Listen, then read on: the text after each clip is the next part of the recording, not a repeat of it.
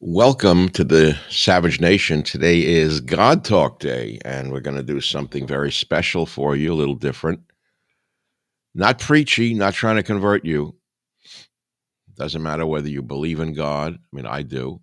I have since I'm a child. Anyone who doesn't understand life. But I want to talk about something else. So last night I was at a child's birthday party, and a little girl, 11 years old, asked me what I do for a living. I said, well, I do things on YouTube and I do things on X and I do podcasts.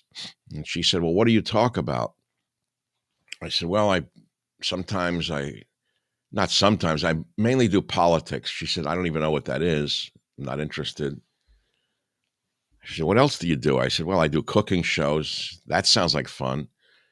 And sometimes on Sundays, I do a thing called, she said, look, whatever you do, she said, why don't you talk about saving the earth and saving the animals? More people will watch.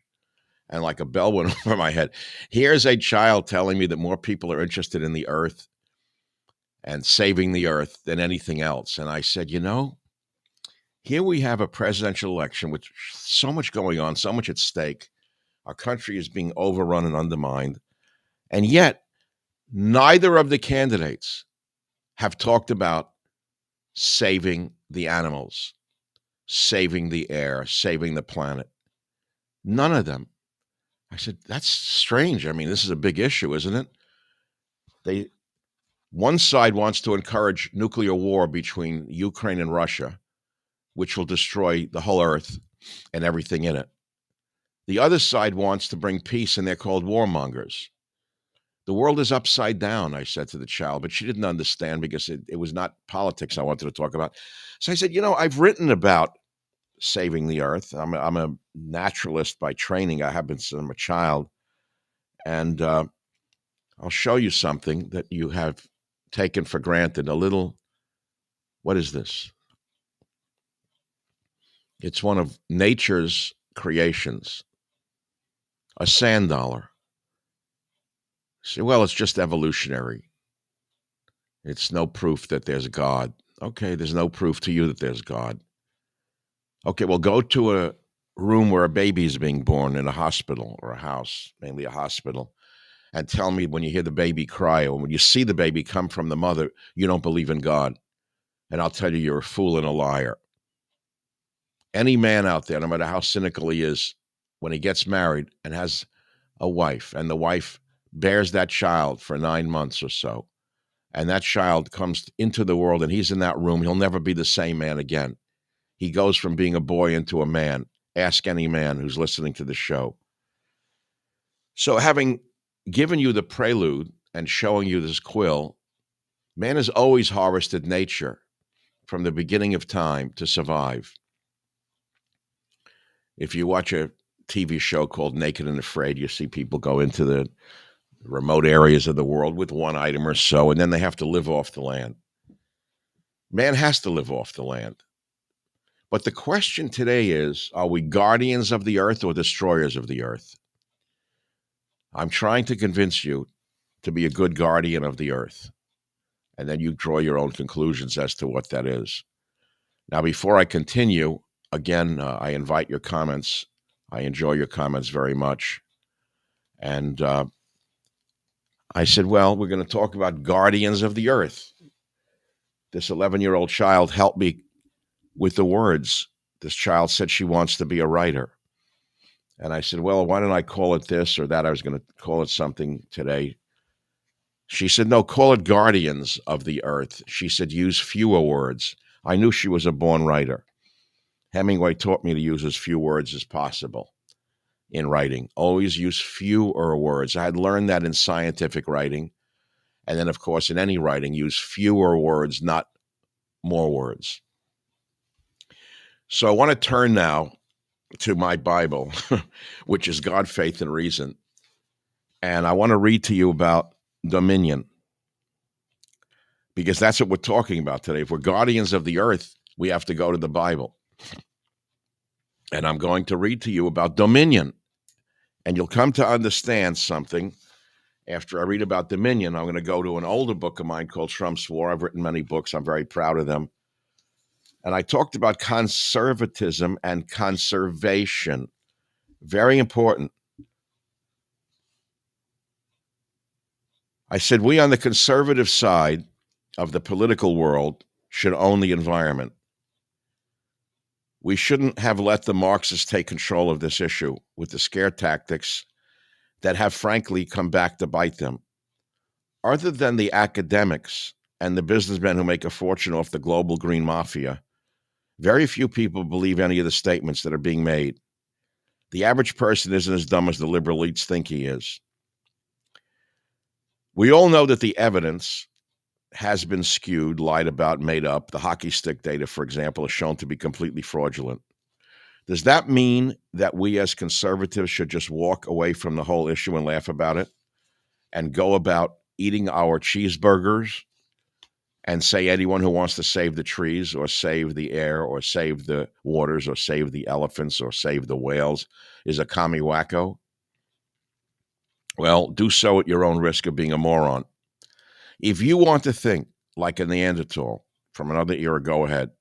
Sit in your chair, smoke a cigar, drink your whiskey, and laugh at anyone who wants to save the whales. Call them environmental wackos. You can laugh, but nature will have the last laugh on you. Slaughtering wildlife is one thing. Hunting for food is another. And conserving what is not yours to kill is yet another. Protecting ecosystems and species is protecting yourself. By safeguarding the biodiversity of our balanced ocean ecosystems, including the whale, you are protecting yourself and your descendants. That's hard for the average Neanderthal to understand. But just remember, the original Neanderthals are extinct. Within the microcosm of conservative politics, I own the environmental issue. There is certainly no one else in talk radio or podcasting who calls themselves a conservative who talks about the environment or conservation, who has my credentials to talk about it. My plants are in museums around the world. That's important because if you're a plant collector and you observe botanical species over a long period of time and compare them with past samples of these botanical specimens, you get to see certain things. I've done so and made certain observations. I've worked in the environmental field since the 1970s. In fact, one of my earliest, most popular books was Plant a Tree, a Plan for Regreening of America. You never heard of that one. I worked on that for 3 years, going city to city, state to state to devise plans for regreening America.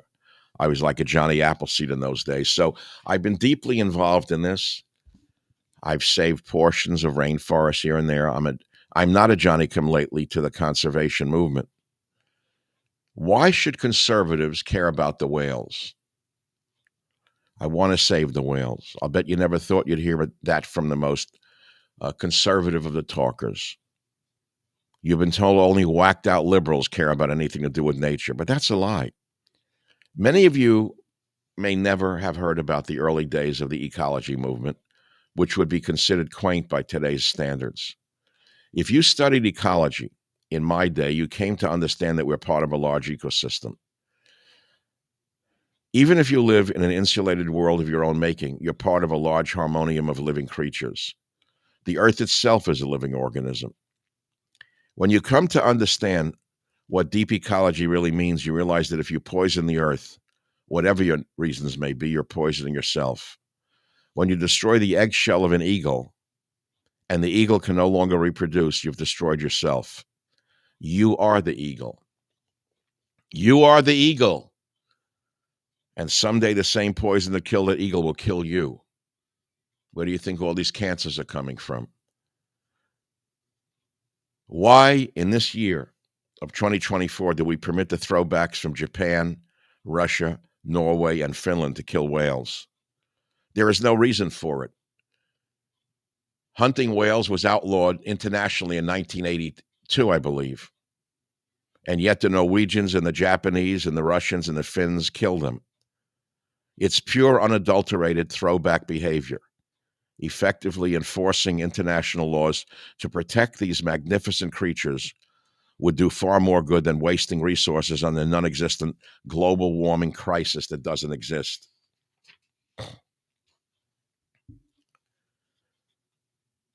So I tried to tell this to Donald Trump soon after he became president. It fell on deaf ears, by the way.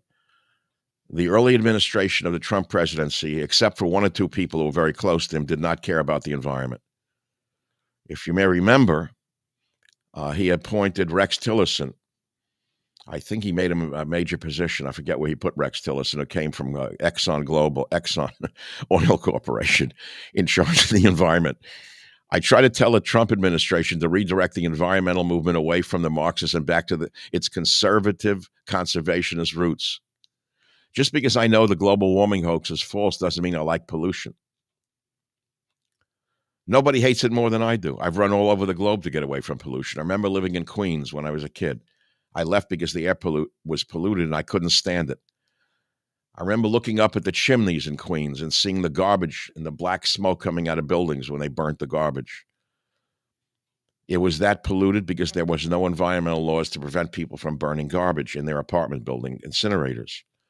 I'd wake up in Queens to this tremendous soot that was falling all over the street, which I was inhaling. I knew that if I stayed there, I'd get sick and die a premature death. I left for more pristine lands. That's the truth, 100% true. Where are we today with environmental regulations? Have we gone too far or not far enough? We certainly have the wrong regulations in a lot of areas. That's because the liberals have been in charge and they pass environmental regulations to attack free enterprise, not protect the environment. And then I went on to talk about what I thought Trump would do about the environment. And I said this: protecting the environment is patriotic. It is a duty to your country, to the human race, and to God. By protecting the environment, you're honoring creation and demonstrating the respect that underlies a conservative's religious and political background. Whales are the largest animals on the planet. Killing them isn't easy. It's very hard. Whale hunting is unimaginably cruel. Whales are social animals. They know when they're being killed. Their friends in the pod know when a mother is being killed and pulled apart by these vermin from Japan, Norway, and Finland. Whalers are the last remnant of a Neanderthal past. In a way, they are worse than ISIS because the whales have no guns. They have no way to protect themselves, and they are some of the gentlest creatures on the planet. Just ask anyone who travels to California or Mexico to go whale watching, where they know the whales are safe. The whales swim up to the tour boats and open their big eyes, which are the size of saucers. They look back at the people looking at them because they're social animals. You can rip your guts out. Whales love human beings, and we reward them for their love and their trust by butchering them in the most brutal way you could ever imagine. It has to stop.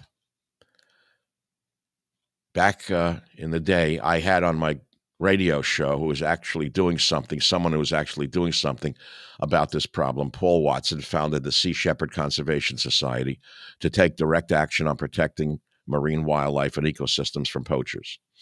His group operates on a tiny fraction of the budget Greenpeace operates on, but accomplishes far more.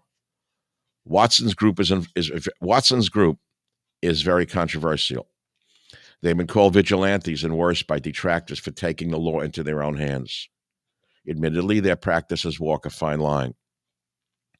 But they exist for only one reason. Governments, including our own, have failed in their duty to enforce international laws, protecting whales and other endangered species. The poachers must be stopped. Now, I must tell you, Paul Watson is now in prison. The man is in his 60s. He's going to die in a Japanese prison. He interrupted whaling, and they arrested him. I think the Norwegians arrested him. The Japanese want to bring him into Japan. If he goes into a Japanese prison, he will die there. I put up a link to his website on michaelsavage.com to raise funds directly for him. Well, I can tell you more about this, but I want to remind you that not all environmental regulations are communist. Please don't go along with the Sean Hannitys of the world, the meatheads, the one-string guitar phonies in the conservative movement who say that conservatism is not about conservation. We're men. We don't believe in ecology. We don't protect the earth. That's for fairies. We're tough guys. We break bricks. We're Sean Hannity. We're tough guys. Well, they're all full of it. You know what? They're the throwbacks, the Neanderthals. And I want to talk more about this maybe at another time. I think I've gotten the message across so far. Remember, not all environmental regulations are communistic. And I'll tell more about that at another time. This won't be the last program or God Talk I do on this, because as we speak, I'm creating a new organization called the Healing Wheel Society. The website's being created. The fundraising is not yet started because you can't even join yet because we haven't put up the website. The filings for the nonprofit status are ongoing with the state of California, with the nation that we live in. And once it's created, I'm going to run it for $0 a year. And we're going to hire some good people to make people understand that we're all closer together than we are farther apart. We're going to bring people together through the Healing Wheel Society. And it will contain elements such as being guardians of the earth as well. There's a author named Jack Carr, who I had on my show. He's a former Navy SEAL. He writes best-selling novels now. And I think when he was on my show, he talked about hunting with his children. He lives in the mountains of Utah. And he said when he goes hunting with his children, he's a real man. He's not Sean Hannity. He doesn't boast about killing animals. He said when he teaches his children to shoot an animal for food, he says, before you shoot that animal, remember you're killing someone's brother. You're killing someone's father. I never heard that before. That's a real man. That's a man who is both a hunter and a conservationist. He knows the sacred nature of the blood he is about to let from that living creature, our fellow on the earth. He's not hunting for sport. He's not killing animals to show what a macho duty is. In conclusion today, guardians of the earth are us. We are the eagle. If we don't guard the earth, we die.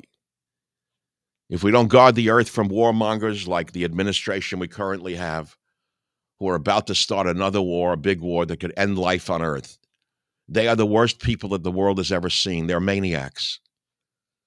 They actually want a war instead of peace. Instead of policy, they want the worst pollution you could imagine, the pollution of a nuclear bomb. I don't want to go into the politics of this insanity. It's hard for me to even talk about it. I want to talk about dominion again for 1 minute.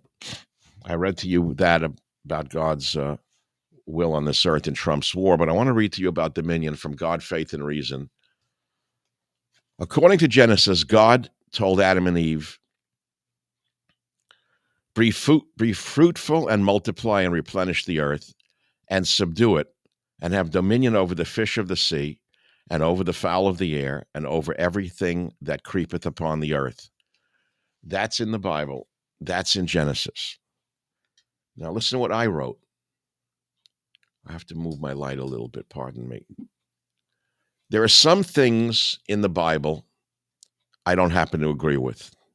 Does it make me an anti-God, anti-religious person? No. I would say that people must evolve past the original message. I mean, we don't kill adulterers anymore, do we? Do we kill homosexuals? Not unless you're a retrograde throwback Islamist. There are many things in the Bible that must be taken in the context of the times, and one of them is the passage I quoted above. What does dominion really mean? Does it mean you should slaughter animals mercilessly and eat them? I don't think so. In fact, I interpret having dominion to mean protecting them. I know I'm not alone because I talk to people of all belief systems, political and spiritual, on my broadcasts. I particularly remember a caller who shared my interpretation of dominion. She thanked me for sharing it and said, I think when you love God, you love all of his creatures and his creations. And I am so glad that you talked about this today, Michael.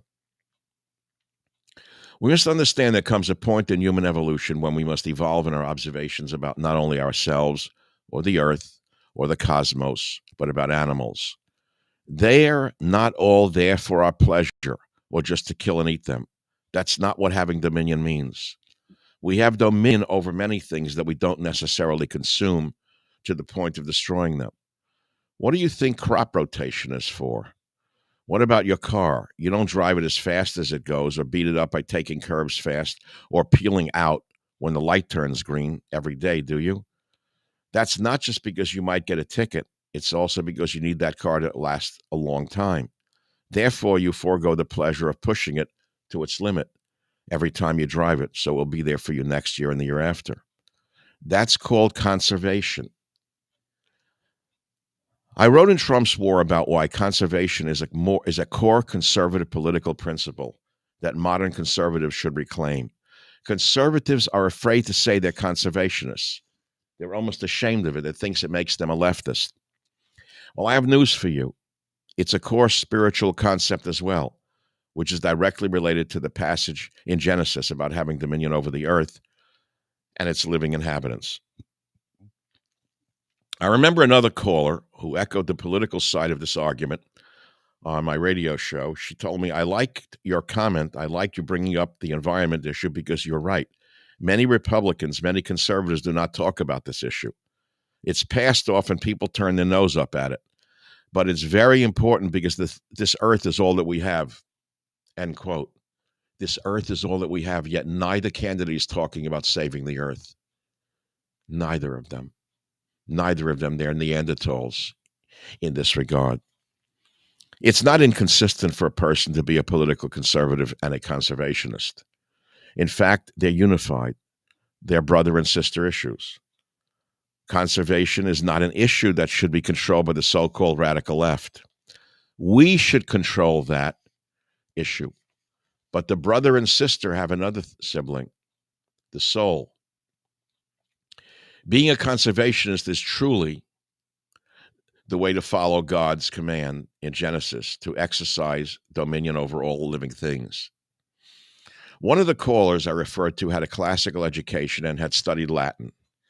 She said she had learned Latin growing up, which means she may have been homeschooled. I don't know, but she made a very important point. She said she believed that the word dominion in the Bible came from the Latin word dominus, which translates literally as Lord or Master. She said, that can mean caretaker, that can mean protector. That's a beautiful sentence, by the way. She said that she believes the word dominion in the Bible came from the Latin word dominus, which translates literally as Lord or Master. She said that can mean caretaker, that can mean protector. That's precisely what I'm talking about in terms of the relationship between dominion and conservationism. Conservation. God is our Lord and Master, but he doesn't hurt or destroy us for his own pleasure. On the contrary, he created the universe, the natural laws above all reason, for precisely the opposite reasons. He wanted to allow us to thrive, to grow, to maximize our potential happiness. He gave us free will, knowing we would often act contrary to his wishes, but without which we could not achieve goodness or happiness. There is a correlation between God's dominion over us and our dominion over plants and animals. It is not a direct one-to-one correlation. Just as we are made in God's image, but are not gods ourselves, so too is our dominion over animals, analogous to God's dominion over us, but not equal. God does not need to consume us to survive as we need to consume living things to survive. That's right. We need to consume living things, either plants or animals, to survive. That's a fact of life. We can't live on air. We can't live on dirt. Sometimes I wonder if our psychotic liberal friends even admit to that themselves. That is another point on which political conservatism, conservation, and God's word all converge. This physical world is imperfect, as we are imperfect. We cannot achieve the sublime perfection of heaven on earth, but we can strive for it, understanding that perfection is impossible. That means that we must eat plants and animals to survive, but we don't have to destroy whole species just because we can. It is in our best interest to conserve them for the future. That is the true meaning of exercising dominion, to ensure that all living things have the opportunity to flourish. which will allow human beings to benefit from them in the future. In doing so, we enable them to live the best life they possibly can in a world in which living things must consume other living things to survive. And we must not make them suffer when they are slaughtered. That's an important one. We must not make them suffer when they are slaughtered.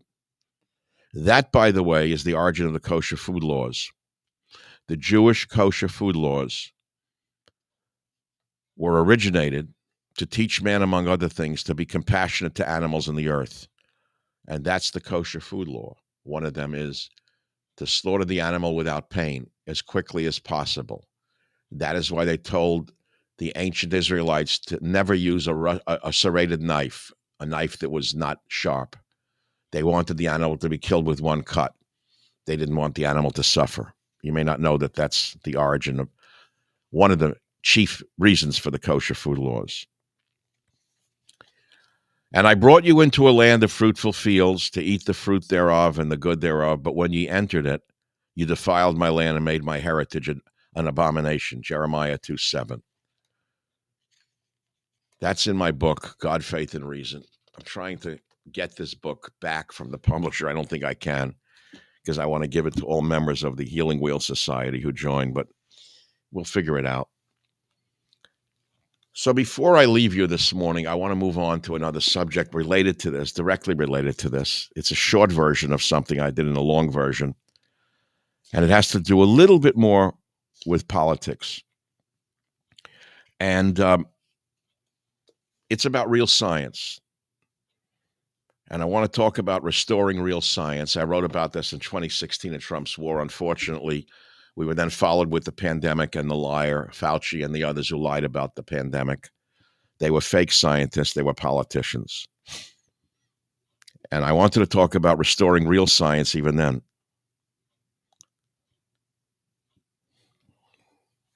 So I talked about Donald Trump appointing the CEO of ExxonMobil as Secretary of State, Rex Tillerson, who happened to be an Eagle Scout. And I said, it's very important you understand why that's important. It means he's been in touch with the earth. He knows something more about the earth than the average doctrinaire, knee-jerk conservative who rarely steps outside his own comfort zone, whether the radio studio or a bulletproof house without bodyguards. So Tillerson, I wrote, has done his share of investigating the earth. He is probably a warmist to some extent. And you're going to hear more about this from the Trump administration, I wrote. I can guarantee you the meetings between Al Gore and Ivanka Trump and the appointment of Tillerson almost guarantee what's coming. It may shock many of you, but Trump is going to come out and say, yes, there is warming, but, I wrote.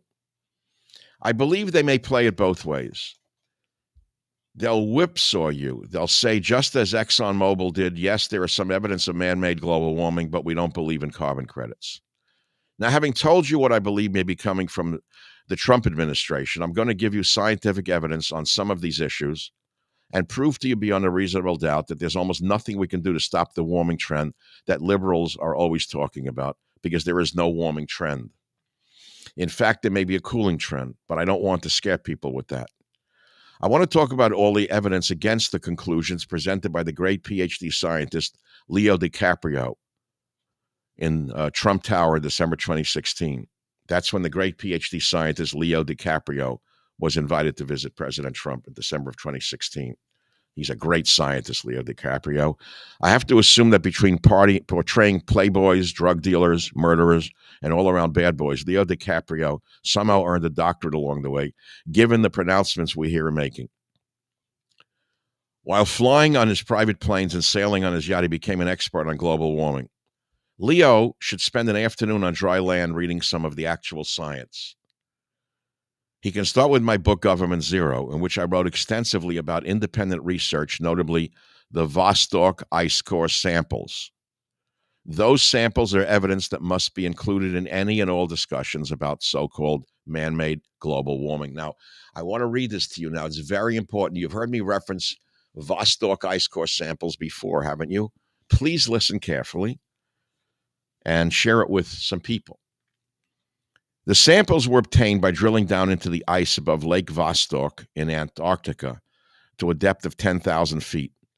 French and Russian scientists obtained deep core samples, allowing them to look at, among other things, the history of temperature and carbon dioxide over the past 420,000 years. I won't rehash all the information I provided in the other book, but let me give you the highlights.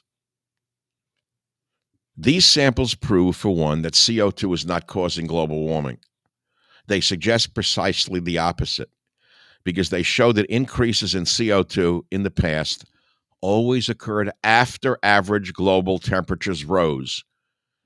I have to repeat that because it's very hard to understand. So these French and Russian scientists drilled down 10,000 feet into the Antarctic ice shelf.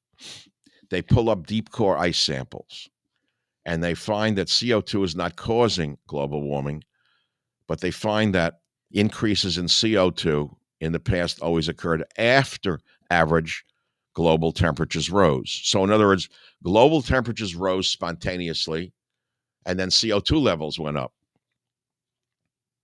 They also show that hundreds of thousands of years ago, both global temperatures and CO2 levels were much higher than they are today. Again, I will repeat that to you. They also show that hundreds of thousands of years ago, both global temperatures and CO2 levels were much higher than they are today. I don't think I have to try too hard to prove to most readers of mine that global warming is a hoax fabricated for political and monetary ends. Remember, Nancy Pelosi had a brother-in-law who was in the solar panel business. It was called Solandra, I believe. Remember the Solandra scandal? You remember how much money has been made and lost on these government money that you paid for? It's a scam. Global warming is a hoax fabricated for political and monetary ends. But I do want you to know the science backs up that claim 100%, what I just said. You may have doubts because all you've heard for the past number of years is that the science is settled and that virtually every climate scientist agrees. Being a scientist myself, just writing the words, the science is settled, galls me. One thing every real scientist knows is that nothing is ever settled. If that were true, we'd never have heard of Albert Einstein. Newtonian physics would have simply been settled science. Let me let you in on a little secret. Most of these climate scientists are frauds. Climate science is a discipline fabricated completely for political reasons. I know this because back when I was doing real science in rainforests all over the world, almost nobody referred to themselves as climate scientists. The people who cared about the environment were conservationists like me, not environmentalists. As Richard Lindzen, the Alfred P. Sloan Professor of Meteorology at MIT and a member of the National Academy of Sciences, has said, quote, even in 1990, no one at MIT called themselves a climate scientist. And then all of a sudden, everybody was. They only entered it because of the bucks. They realized it was a gravy train. You have to get it back to the people who only care about the science, unquote.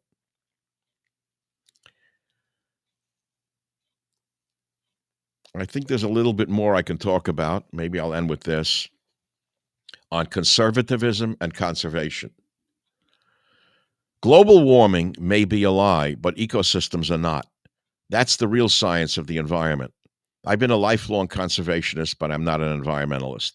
There's a huge difference between the two. Never forget that. Environmentalists use the animals, land, air, and water as political tools to advance a global socialist agenda. A conservationist is something quite different. In case you haven't noticed, conservationist and conservative come from the same root word. The conservationist movement in this country was originally led by conservatives like Teddy Roosevelt, who understood that conserving the earth was every bit as important as conserving the social, cultural, and political traditions that form the basis of our liberty. You may not know it, but Teddy Roosevelt created the first national park. Did you know that? He was a conservationist, and he knew what was happening on the earth required man stepping in to stop some of the destruction. We on the conservative side of the band should own the environment. We shouldn't have let the Marxists take control of this issue with the scare tactics that have frankly come back to bite them. Other than the academics and the businessmen who make a fortune off the global green mafia, very few people believe any of the statements that are being made. And I think I will conclude on that point. We will pick this up at another time. We'll talk about politics at another time. But I think I've given you all I need to give you today on Guardians of the Earth. I hope that you've enjoyed today's discussion, monologue, whatever you want to call it. Never forget the Vostok ice core samples. They're not the only evidence that so-called climate change is man-made and that we must give up our gas stoves and ride bicycles like in communist China. That's a complete lie put forth by the Marxists who want to control what we breathe, what we eat, what we think, what we see, and what we hear. So I end where I began. We are guardians of the earth. And I thank that special 11-year-old girl who gave me this quill and said to me, talk about saving the animals. People will love you even more. Thank you very much for listening. I don't want you to love me. I don't want you to hate me. I want you to just save the animals. Don't let them kill the whales and the elephants and the gorillas. I've spent so much money on those things and found that a lot of the people running those groups were frauds, phonies, and thieves. That's right. A lot of the people who raised money to save the whales are crooks. Greenpeace is a crooked organization filled with Marxists. Paul Watson is the real McCoy. That's why he's in jail. Don't give a nickel to Greenpeace. They're liars. They're thieves. They're Marxists, every one of them. We gave money to people who said they'd save the elephants. They used it for themselves. $400,000 salaries, traveling all over the world. I don't think one gorilla was saved. One elephant was saved. So be very careful where you donate your money. And I'm not raising any money. You notice I'm not asking you for anything. I could. I mean, I do such these shows. I could now say, send money here, send money there. I'm not ready for that. The only thing I'm going to pitch when it's ready is the Healing Wheel Society, but it's not ready for you. You'll have to keep watching michaelsavage.com and these God Talks to know when that's ready for you to join and help in this regard. And that's all I have to say. Sometimes, saying goodbye is very hard for me. It always has been on every level. I don't want to say goodbye right now, but I have to. Okay? You may love your dog. You may love your cat, but love the whale. Love the mountain gorilla. Love the elephant. Love the tiger. And love the like button. I would love it if you hit the like button and you subscribe. Of course, I should have millions of subscribers. I'm shadow blocked and shadow banned on X, on Facebook, and on YouTube. The controllers who run these organizations don't like Michael Savage very much. So they have little mini brains who control who can watch me. And so people of no renown whatsoever, no knowledge whatsoever, have millions of followers. And they say they're better than I am. I don't care if they're better or worse than I am. If a naked girl got up, they should have more followers than the biggest conservative out there who boasts about his muscles and his followers. He's just a fool and a thug and a bully, but he thinks he's a genius. You can fill in the blank as to who I'm talking about. There's so many of them. If you think the phonies are limited to the liberal side, you're wrong. Have a nice night. Have a nice day. And remember, be a guardian of the earth.